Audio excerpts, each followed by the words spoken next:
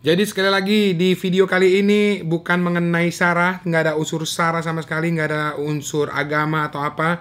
Kali ini videonya bener-bener aku ceritain apa adanya kejadian aku kemarin yang cukup lumayan dangerous, berbahaya, dan bener-bener bisa mengancam nyawa kemarin. Kejadian aku hampir mati. Ini aku nggak bikin-bikin, aku akan share untuk kalian, oke? Selamat malam teman-teman, ini kembali lagi dari IGTV. Kali ini aku bukan mengenai makanan, aku pengen share visi misinya adalah agar kita selalu ingat sama kekuatan kuasa Tuhan. Nah ini sekali lagi aku disclaimer, videonya bukan mengenai ceramah atau agama atau apa, tapi aku mau sharing kejadian yang baru aja kejadian kena ke aku kemarin. Aku terjebak di dalam lift dan semuanya nggak ada akses, mati, dan itu benar-benar mengancam nyawa aku gitu, nyawa gue. Aduh, aku sama gue sama saya sama aja. Pokoknya ini aku mau ceritain detailnya. Semoga bisa diambil hikmahnya dari cerita ini dan kalian juga bisa lihat apa yang terjadi. Kalau terjadi sama kalian juga, kalian bisa antisipasi gimana, oke? Aku akan kasih tahu mulai ceritanya sekarang. Jadi aku pakai timeline gitu ya. Di tanggal 31 itu aku sembahyang mama aku. Waktu tanggal 31 itu adalah tanggal 15 lunar kalender. Jadi aku ke rumah Abu yang di Mangga Besar itu. Lalu aku ketemu sama satu orang AI yang dia ngajakin ke, yuk kalau sempat ke wihara aku ambil buku doa untuk mama kamu. Katanya kalau kamu kayak kalau di agama Islam mungkin ada seperti buku yasinan. Kalau di Katolik atau Kristen mungkin ada buku lagu-lagu puji-pujian untuk leluhur atau orang tua kita. Jadi kita nyanyi-nyanyiin biar mereka makin tenang atau terang di surga gitu kan ya. So, lagi kemarin tanggal 31 Sabtu aku ketemu dia. Kemarin banget nih, nah sekarang aku rekamnya tanggal 2. Kemarin banget hari Minggu tanggal 1 November aku nyamperin si AI ini. AI itu adalah enci-enci atau tante-tante. Jadi kita panggilnya auntie lah ya, atau tante lah ya. Jadi aku ketemu dia, aku samperin di wihara yang di belakang Cempaka Putih, wihara Buddha Buddhism gitu. Pokoknya aku langsung ketemu sama si II-nya, auntie-nya ini, AI. Terus dia bilang jadi aku pas lihat, wah suasananya udah mulai sore-sore. Kemarin kan udah mendung banget tuh, sekitar jam 1 atau jam 2. Aku sampai sana jam 2, jam setengah 2 gitu kan. Kejadiannya pas jam 2, pas lagi hujan besar dan mati lampu. Makanya gue kejebak di dalam lift. Nih aku mau kasih ceritanya, serem juga sih. Beneran, ini swear, gue kemarin hampir mati kalau nggak ditolong. Pas aku ketemu sama si AI-nya, itu orang-orang tuh lagi, jadi kan dia bentuknya kotak tuh wiharanya. Aku masuk melalui pintu belakang karena parkiran mobilnya di belakang. Seperti ini nih ntar jadinya. Nah, seperti ini gedungnya. Aku masuk ke belakang sini. Nah, di sini ada orang-orang yang lagi habis ngebersihin wihara secara sukarela gitu kan. Nah, si AI-nya bilang, anak aku ada di lantai 5. Jadi nanti kita ke lantai 5 yuk. Dia kan di lantai 1. Nah, di sini ada lift juga tapi nggak bisa dipakai. Jadi aku jalan dari ujung yang ini kelihatan nggak sih? Jalan dari yang ujung gedung yang sini ke lift yang di ujung sini nih. Jadi di sini tuh ada pintu 1, terus ruangan gitu kan. Juga karena nggak ada orang, gue berasanya kayak nging gitu kan ya. Secara gue juga punya agak-agak sixth sense gitu, tapi nggak bisa lihat, tapi bisa ngerasain. Aku berasa kok kayak diperhatiin ya gitu ya. Terus sampai ke sini, tutup pintu lagi, glok gitu. Di sini nggak ada orang, di ruangan depan sini. Bayangin aja gedungnya gede banget, men. Itu gedungnya wihara yang dibangun gede dan memanjang begitu ke belakang. Ya wihara yang berupa gedung gitu, bukan kayak kelenteng-kelenteng yang kayak kita lihat yang merah-merah gitu, nggak ada. Nah ini kalau wihara Buddhism bentuknya kayak gede banget. Maaf, aku ceritanya sampai excited banget karena kejadian benar-benar nyeremin kemarin. Aku masuk di liftnya di sini yang di ujung sini tuh yang udah jauh banget dari orang-orang di sini nih.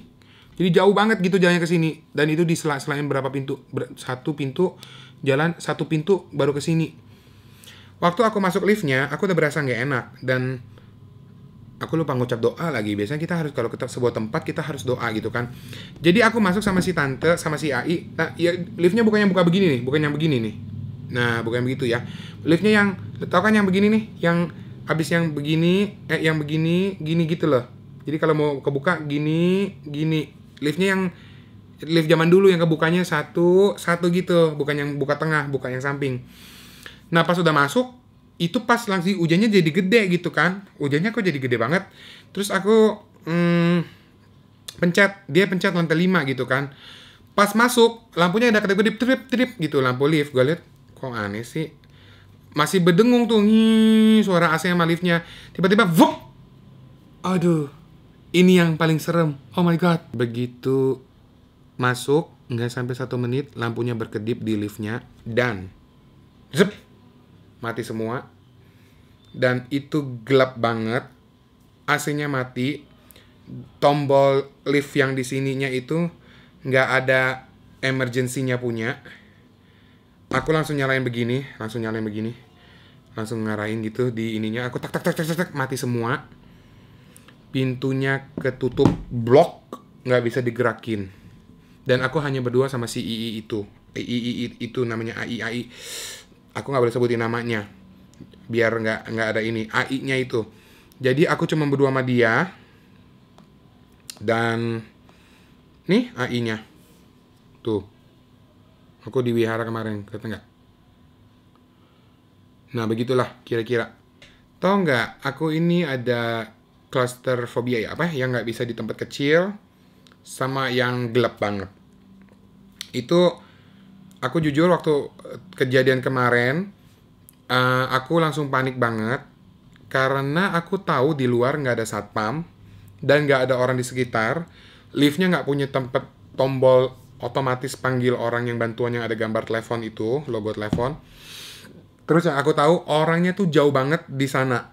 Jadi kan aku tadi di sini, nih di ruang sini, orangnya jauh banget di sini. Dan itu gedungnya sangat besar dan hujannya besar sekali. Aku sampai panik, aku telepon teman aku pikir, nah ini dia. Ini yang paling penting aku mau kasih tahu ke kalian. Karena kemarin aku anggapnya agak cuman cepet doang, mau ngambil buku doa di atas. Jadi aku cuma bawa handphone sama dompet yang isinya cuma klik BCA doang sama uang. Diplastikin, udah selesai. Biasanya aku itu selalu bawa tas backpack seluruhnya yang bisa menghidupkan handphone, bisa buat anytime anywhere deh, berapa puluh jam deh. Dengan aku selalu bawa double power bank, aku bawa 2 power bank, aku bawa kabel, aku selalu bawa apapun juga di dalam itu, kamera, GoPro, you name it. Aku selalu punya backpack yang isinya banyak dengan barang gadget. Karena aku pikir aku cuma mau ngambil ke atas sebentar, atau mau ketemu ini orang cuma mau ngambil buku doa doang. Jadi aku cuma bawa handphone doang sama uang tadi. Dan handphonenya udah begini nih kemarin nih, gua nggak bohong tuh. Logonya udah begini nih. Udah sedikit banget. Di situ langsung gue stres, dan AI itu cuma punya BlackBerry zaman dulu yang Onyx. Dan dia bilang, oh ya, telepon anak aku di lantai 3. Aku telepon anaknya karena tadi aku udah dapat WhatsApp dari anaknya mengenai lokasi si wihara ini. Terus aku telepon, all gone. Signal gue dua-duanya hilang. Aku punya 2 Telkomsel, ini double SIM card yang Telkomsel di iPhone ini, dua-duanya hilang. Tuk, gue langsung, oh my god. Terus aku lihat dia udah panik juga, dia buka buku teleponnya. Tunggu, aku telepon anak aku. Salah, aduh, udah panik, udah tolong. Mulai kepanikan terjadi, tuh gelap hitam, gue cuman bermodalkan lampu ini gue doang, dan sementara baterai gue udah di bawah 20% lagi itu. Ini bener-bener aku nggak bohong. Situasinya makin tegang banget. Si AI-nya juga bilang, kamu jangan panik, tapi ini juga panik banget dalam hati gue. Aku nggak ngomong buruk ya, cuma aku langsung berpikiran logis. Kalau 1 jam kita nggak ketemu, kita bisa mati lemas di sini karena kita kurang oksigen. Wah, itu udah di kepala aku udah begitu tuh. Jadi pas II-nya buka-buka buku telepon gitu, akunya juga panik. Aku telepon sepupu aku si Sun Gokong, nggak bisa. WhatsApp call nggak bisa. Telepon biasa nggak bisa. Aku telepon yang kemarin cewek yang aku bikin video itu, teman baik aku yang di Bintaro juga nggak bisa. Aku telepon anaknya si AI yang ada di lantai 5 juga nggak bisa. Jadi aku bener-bener tertutup di dalam lift kotak itu, gelap, nggak ada siapapun ngedengar kita, dan nggak ada yang tahu kita di dalam lift itu. Nggak ada yang tahu. Jadi orang-orang pikir kita kemana tadi berdua sama si AI ini. Si AI ini telepon juga edge. Terus dia langsung, ya udah aku baca dulu di buku telepon aku, mau telepon rumah. Dia bilang kalau telepon rumah, ntar rumah telepon wihara baru tahu kita di dalam lift. Masalahnya teman-teman, signalnya edge. Si AI pun tidak bisa melakukan panggilan keluar. Handphonenya udah mau mati, nggak bisa melakukan panggilan. Aku udah panik banget. Nggak bisa WhatsApp, nggak bisa ketik chat, nggak bisa WhatsApp call, nggak bisa telepon. Aku udah panik. Nah, di situ aku langsung ngomong gini. Di situ aku berasa nih, aku nggak bohong. Minum dulu biar tenang. Soalnya gue udah, kalau inget-inget gue hampir panic attack-nya bisa datang lagi. Di situ aku merasakan ada mama aku. Ini nggak bohong. Si mama aku mau nunjukin kayak, ini waktu kemarin mama takutnya ini nih, di dalam tempat dan tertutup. Itu aku langsung berasa banget. Dan aku langsung mundur. Terus aku udah panik banget. Aku dor gini. Pintunya nggak bisa kebuka sama sekali loh guys. Sumpah, aku nggak bohong. Pintunya itu udah ketutup mati dan lock, posisi lift yang nggak ada electricity mati. Aku pikir langsung begini. Tuhan, mungkin ini akhir dari saya. Udah, tapi di situ saya panik, tapi saya nggak nangis, nggak sedih, karena saya pikir kalau saya jalan mungkin saya ketemu mama saya. Terus saya ngomong gini, di situ aku langsung ngumpulin logika loh. Satu, orang-orangnya di ujung sono dan mereka lagi ngurusin sana, orang-orang yang wihara itu, yang anak-anak muda, pemuda-pemudi yang bersihin wihara itu. Dua, hujannya besar banget dan kencang banget, orang nggak bakal dengar kita. Ketiga, orang nggak tahu kita lagi di mana. Ketiga, anaknya di atas belum punya konfirmasi bahwa mamanya mau naik ke atas bawa aku untuk ambil buku doa. Oke? Keempat, nggak ada satpam yang berjaga di luar ruangan lift kita. Kelima, nggak ada orang yang di depan concierge itu tuh yang nerima tamu, atau nggak ada penjaga yang menjaga-jaga. Keenam, nggak ada penjaga lift yang pencet kalau lift mati, ada yang jaga, teknisi liftnya yang standby. Karena lagi pandemik, wiharanya tutup, jadi nggak ada yang bertugas untuk ngurusin lift itu. Aku langsung ngumpulin, aku pikir, oke, nggak ada jalan keluar lagi, Tuhan. Mungkin ini kali, aku nggak bohong, aku langsung ngomong, mungkin ini kali ya Tuhan ya, aku ngomong gitu loh langsung. Nggak taunya si II itu langsung mundurin, dia langsung pegang tangan doanya, dia doa. Ini sekali lagi disclaimer, bukan mengenai agama, bukan mengenai ajaran. Aku lagi nggak pengen mempengaruhi kalian atau apa, tidak. Aku pengen kasih tahu video ini tentang kebesaran Tuhan. Aku sekali lagi, semua agama itu sama, semua Tuhan itu sama, satu. Cuman bedanya ajarannya, agamanya masing-masing. Nah, di sini aku pengen kasih tahu kebesaran Tuhan yang terjadi sama aku kemarin. Aku tidak sedang berkhotbah, tapi aku pengen kasih tahu bahwa kekuatan doa itu terjadi secara luar biasa. Aku sampai ini iya apa enggak gitu kan. Itu tadi pintunya udah aku coba gedor-gedor, nggak bisa, nggak gerak sama sekali, mati.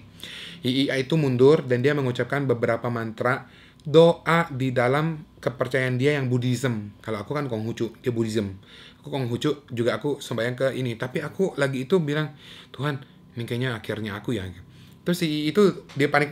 Terus kita panik, saya lebih panik dari II itu ya. Terus II itu langsung mundur sebentar, dia nggak panik, dia pegang gitu ya ke dadanya ya, dia giniin. Apa yang terjadi teman-teman? Pintunya itu begini nih. Pintu dari liftnya begini nih. Aku nggak bohong nih. Ini tembok, ini liftnya, dia begini nih. Ceklek. Aku nggak bohong teman-teman. Ceklek gitu kebuka. Udah kebuka. Gue lihat kebuka, gue langsung keluar. Gue bilang, itu berlangsung selama aku 15 menit di dalam lift itu. 10 menit, 10 sampai 12 menit. Soalnya aku udah melakukan panggilan dan aku udah panik banget, aku udah gebuk-gebuk. Bayangin teman-teman, aku udah di dalam situasi yang aku pikir, oke, this is the end. Mungkin aku akan sama II ini nggak sampai 30 menit lagi atau 1 jam lagi aku akan lemes karena nggak ada oksigen. Udah mulai panik tuh. Tiba-tiba II itu berdoa gini, pintunya kebuka gini nih, ceklek gitu, kebuka gitu. Itu di depan mata aku sendiri. II itu bilang, ini kebuka nih gitu. Kebuka teman-teman, itu nggak tahu itu bener-bener Tuhan terima kasih. Atau kalau di dalam Kristen atau Katolik, haleluya. Atau di dalam Islam, Allahu Akbar. Atau di dalam Buddha, Makonghucu, Namo Amitofu. Gue langsung, Tuhan makasih gitu. Gue keluar gitu loh. Dan sampai Gue cerita, mungkin aku cerita ke orang pikir mengada-ngada, tapi aku cerita ke situ semuanya. Mereka semua bilang gini, itu mukjizat Tuhan loh, itu terjadi loh. Kita percaya semua. Kita bukannya nggak percaya kamu percaya gini, kita percaya semua. Kita percaya itu terjadi. Itu kebesaran Tuhan. Aku bilang, wow. Ini bener-bener aku kaget banget. Kok bisa begitu? Kebuka. Tadi aku sampai berpikir gini nih. Ya udah. Kalau Tuhan mau ngambil aku, ya mungkin gini caranya. Terakhirnya aku mungkin habis ini aku ketemu mama aku. Jadi aku juga nggak takut kan, karena kan selama ini kan aku nggak mikirin mama aku terus, masih sedih. Cuma aku sampai berpikir, ya kalau udah diambil Tuhan mau gimana lagi, paling cuma bisa pasrah kan. Yang namanya hidup kan harus ada, manusia pasti meninggal. Cuma gue sampai pasrahnya ya udah paling ntar gue ketemu mama gue sampai gitu loh ngomongnya loh. Nah ini ada satu yang visi misi dari video ini aku publish untuk kalian adalah untuk yang pesan yang ini nih. Jadi inti dari video kali ini adalah ceritanya itu aku nggak ngarang-ngarang, nggak mengada-ngada. Dalam setiap kejadian kita harus ingat sama yang paling besar tuh, Tuhan Allah di atas. Terserah agamanya apa, sesuai kepercayaan kalian masing-masing. Jangan lupa berdoa. Dan aku kemarin hampir aja ngalamin, udah kejadian aku ngalamin nearly death experience, kejadian yang aku hampir mati. Dan aku tidak ditolong siapa-siapa. Aku ditolong sama Tuhan. Jadi video ini visi misinya sekali lagi ingat akan kebesaran Tuhan dan jangan lupa untuk berdoa, karena di manapun juga kuasa Tuhan adalah yang paling besar. Untuk teman-teman yang pernah punya pengalaman seperti ini, boleh dong share. Aku yakin pasti beberapa dari kalian yang nonton ini punya juga pengalaman seperti ini. Kalian bisa share di kolom ini. Aku pengen lihat tuh, bener nggak ada juga yang selain aku yang juga ngalamin ini. Dan juga aku mau kasih tips. Kalau kemana-mana, bawalah power bank. Gue sampai sekarang, jadi gue tadi gara-gara kejadian kemarin, kemana aja sekarang gue harus bawa power bank, bawa handphone. Ya setidaknya power bank untuk bisa lebih nggak kayak kemarin ya, udah handphone gue mau mati, nggak ada signal, gue lupa bawa power bank. Pokoknya dimanapun juga deh, bawa energy power supply untuk kalian bisa ini. Dan sekali lagi, kalau kalian mau kemana, kalian ngabarin orang dulu. Kemarin itu kejadiannya bisa ke lock gitu, yang orang nggak tahu aku lagi di mana. Ini juga nggak kasih tahu ke anaknya bahwa dia akan naik. Anaknya pikir dia di bawah lagi melakukan kegiatan. Ini nggak ada konfirmasi ke atas bahwa dia mau naik ke atas. Jadi ya udah, kalau tadi kita nggak ditolong sama Tuhan atau pintunya nggak kebuka, mungkin aku sama si itu 1 jam lagi bisa diketemukan lemas, kekurangan oksigen, alias metong, alias mati ya, meninggal. Tapi bener juga, entah orang bilang gini, itu kan udah nyala listriknya. Tidak. Begitu aku udah keluar dari lift itu, aku naik ke atas lantai 2, ceritain, semuanya pada datang ngerumunin kita. Baru 30 menit kemudian baru lampunya nyala. Waktu kemarin hujan gede itu semua kan mati, ada pemadaman di kebakaran. Pemadaman listrik. Nah, itu kenanya ke wihara ini juga yang di belakang Cempaka Putih. Jadi sekali lagi, misi dari video ini adalah teman-teman kalau yang ternyata punya juga pengalaman sama, atau nanti amit-amit jangan kejadian. Maksudnya, kalaupun kejadian, jangan lupa Tuhan kita yang maha besar tuh akan nolongin kita. Yang penting kita harus ingat berdoa sama Tuhan. Oke, segitu dulu. Biar nggak kepanjangan, kalian bisa langsung tulis apa yang pengalaman kalian semua yang ada, yang juga pernah ngalamin, tulis di komen. Aku akan baca-baca. Jangan yang nyeleneh ya, karena konten kali ini beneran bukan bercanda. Aku bener-bener pengen share kebesaran Tuhan yang terjadi sama aku kemarin. Aku harus share ini semua ke kalian.